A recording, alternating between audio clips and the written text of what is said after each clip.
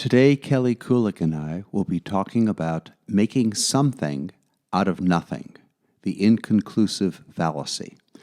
How is it that uninformative forensic evidence can be turned into something that looks probative? It's well known that nothing comes of nothing. The first law of thermodynamics in science basically says you can't get something for nothing. In mathematics, the logical foundation of arithmetic and the natural numbers includes 0 plus 0 equals 0. And William Shakespeare wrote in King Lear that nothing will come of nothing. So how could it be any different in forensic science and law? How can it be that no evidence implies guilt? Well, some lawyers argue that the absence of forensic evidence implies guilt. They do this by arguing that inconclusive DNA evidence means the defendant is included in the DNA evidence. This argument is fallacious, wrong, and dangerous. In practice, it generally starts with a written conclusion in a lab report. On the slide, you'll see some examples of what the language might look like. Due to the potential number of contributors and low-level results, no conclusions will be made regarding this DNA profile. Or, another example, due to the limited amount of information obtained, the comparison between the defendant and this DNA mixture is inconclusive.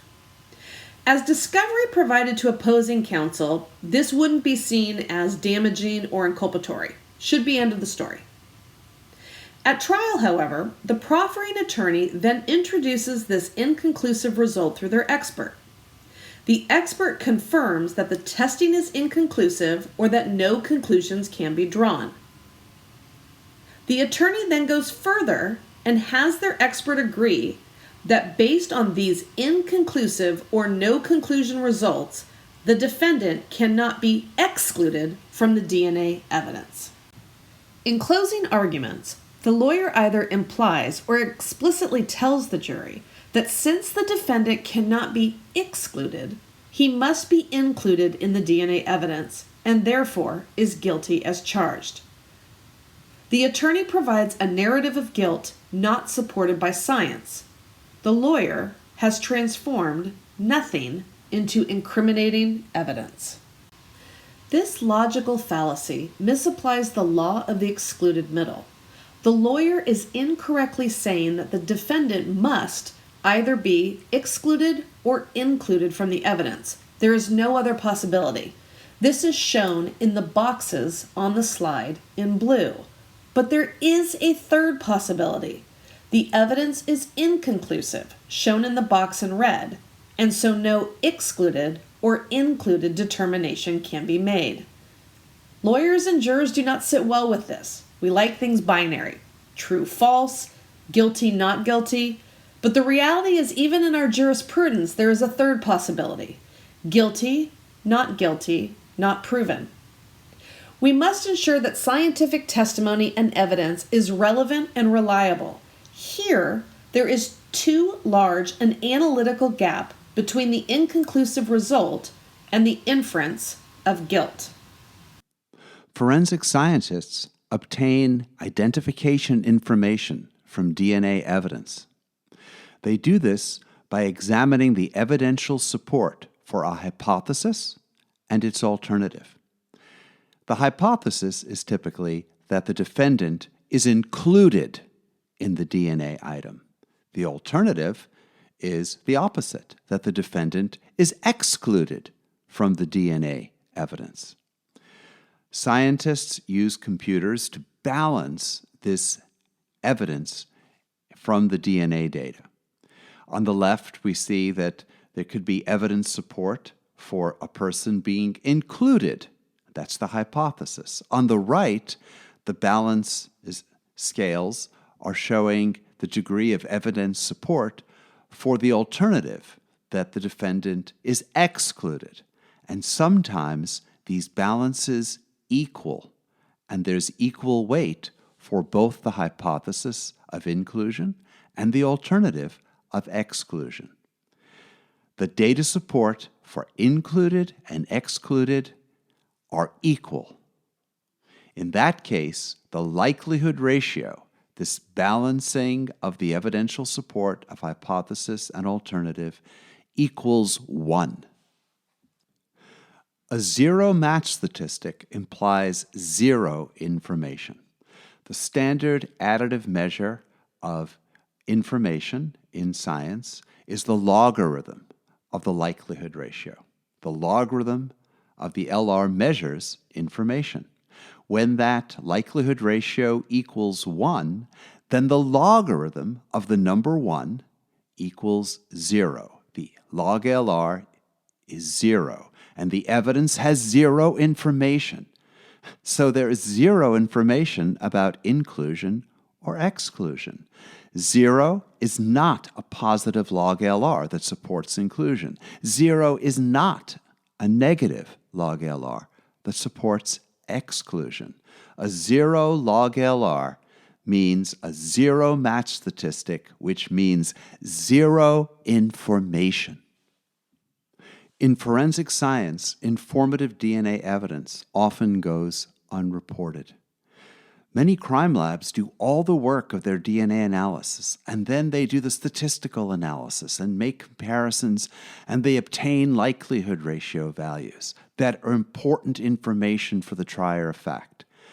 But those crime labs often apply thresholds to the LR values that they obtain. And so, for example, inclusionary likelihood ratios of 1,000 or under are called inconclusive, and that inculpatory evidence is not reported. Or exclusionary likelihood ratios that might be above 1 in 1,000. Those numbers are called inconclusive. They're not reported.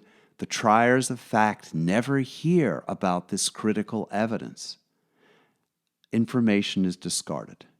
But discarding forensic science information can open the door for legal mischief.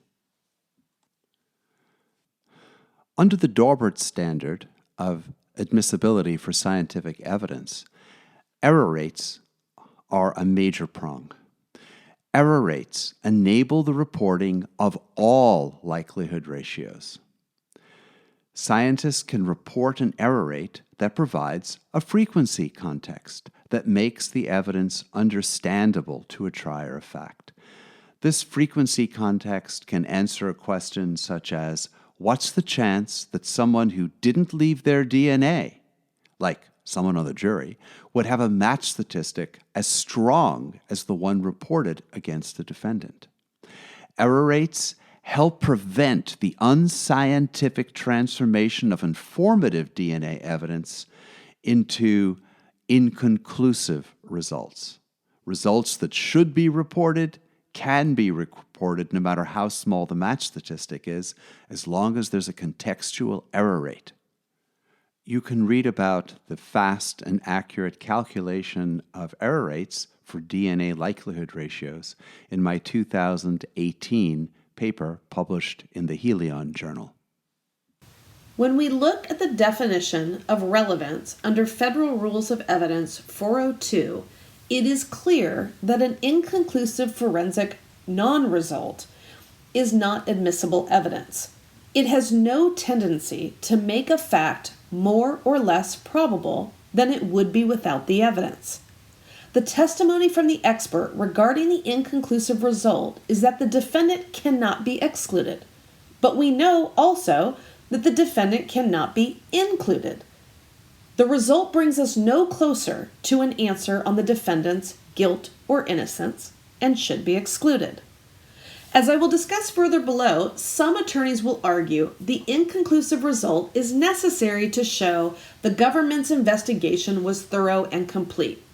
But even this slightly probative value of an inconclusive forensic result is substantially outweighed by confusing the issues and misleading the jury, so it should also be excluded under Federal Rule of Evidence 403. Here, then, is the inconclusive fallacy. It begins with unreported forensic evidence. Evidence that the lab says contains no scientific information. And then an unscrupulous attorney may argue that if a person is not included, then they must be excluded, which makes no sense. There's nothing there forensical, and it implies something nonsensical. And yet, defendants have been and continue to be convicted by this non-existent, quote, forensic evidence, end quote. We turn to two examples in criminal cases where this fallacy was misused. In the first instance, the prosecution of a sexual assault homicide, a criminalist testified that a mixture from at least two individuals with at least one male was detected in the sperm cell fraction from a swab from the victim's body. Due to the low-level results, the expert did not draw any conclusions. There was no likelihood or error rate calculated or presented. The expert then testified that the defendant could not be excluded from the evidence.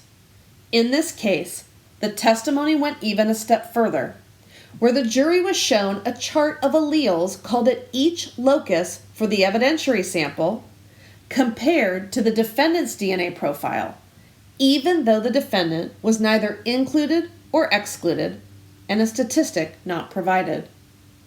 The closing argument encouraged the jurors to rely on what they saw for themselves, that the defendant was not excluded and must be guilty. This doesn't only apply to DNA. We can take an example from where expert testimony on serology was presented. The serologist testified in a sexual assault case that testing was done to detect the presence of semen on an evidence item. The presumptive test for acid phosphatase, AP, was inconclusive because the result fell between the expected criteria of a positive and negative reaction. The expert then testified that the presumptive test for P30 was positive. Although a confirmatory microscopic examination for sperm was negative, the argument was made to the jury that the positive P30 test supported that the AP test was really positive, thus bolstering the P30 test, and that semen was actually present. This circular reasoning was admissible. It is well known that attorneys cannot make false statements as to a material fact or law. Misrepresentations include statements made with reckless disregard for the truth. It is incumbent on attorneys not to completely abdicate their understanding of forensic science to experts, and for experts to correct attorneys who misstate the science and not testify beyond what the science supports. But in the end, we have to rely on our judges to be responsible gatekeepers. I note the GE and Kumho cases because the Supreme Court discusses the importance of a cooperative effort between the scientific and legal community to achieve the objectives of the ascertainment of truth and the just determination of proceedings. This requirement will sometimes ask judges to make subtle and sophisticated determinations about scientific methodology and its relation to the conclusion an expert witness seeks to offer. It is important to use motion work to educate our judges about the use of this fallacy. In practice, attorneys should file motions to exclude the presentation of inconclusive results. Keep in mind Federal Rule of Evidence 702 that controls the admissibility of expert testimony. We already talked some about relevance objections. These objections are often rebutted with arguments that proper testing must be shown, otherwise the caliber of the investigation will be challenged, as explained in Supreme Court cases like Kiles v. Whitley. But presenting evidence of complete testing is a far cry from inferring guilt from an inconclusive result, and we should still seek to limit the expert's testimony. Often it will be helpful to present our own experts to counter fallacies and admit likelihood ratios with error rates. Finally, we should file motions to preclude fallacious arguments during closings. In conclusion, we've learned nothing comes of nothing. as zero information means zero evidence. Attorneys and experts are trying to make something from nothing when there is no scientific basis for the argument. This fallacious argument is thwarted when we report DNA match statistics. Inconclusive evidence is inadmissible, and we know better science leads to better justice. Dr. Perlin and I encourage you to counter the inconclusive fallacy. Thank you so much for your time.